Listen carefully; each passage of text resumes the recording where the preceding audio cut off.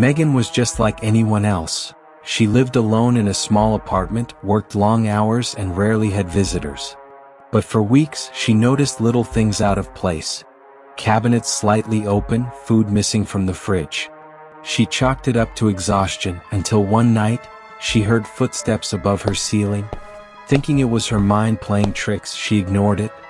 But the noises continued, growing louder each night. So one evening, she made a terrifying decision. She set up a hidden camera in her living room, pointing towards the attic hatch. What she saw the next morning made her blood run cold. At around 3 a.m., the attic hatch slowly opened, and a figure climbed down. A man, thin, pale, with sunken eyes, crept into her kitchen, ate her food, and then vanished back into the attic. The police found an old sleeping bag, food wrappers, and a rusted knife. The man had been living there for months, watching Megan every night while she slept.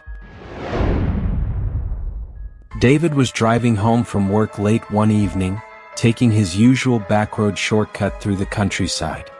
That's when he saw her, a young woman standing at the side of the road, drenched from the rain, her pale face illuminated by his headlights. She looked desperate, so he offered her a ride. She barely spoke, just nodded and got into the back seat. She only gave him an address, nothing more. But something about her felt off.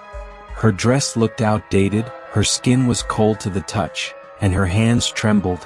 When they arrived, David turned to tell her they had reached, but she was gone. The seat was empty. Confused and shaken, he knocked on the door of the house. An elderly woman answered. When he described the girl, the woman gasped. "That's my daughter," she whispered. "She died in a car accident on this road, 20 years ago." It was a quiet night when James, a college student, decided to take a shortcut home. The streets were empty, except for one person. A tall, thin man in a suit, standing under a flickering street lamp, grinning from ear to ear. At first, James thought he was drunk. But as he crossed the street, so did the man. When James stopped, so did he. But the most terrifying part? The man never stopped smiling. James broke into a sprint. He didn't dare look back until he reached his building. When he finally turned around, the man was gone. And there you have it, 3 true horror stories that might just keep you awake tonight.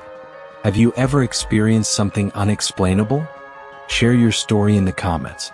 And if you love spine-chilling tales, don't forget to like, subscribe, and hit that notification bell. Sleep well, if you can.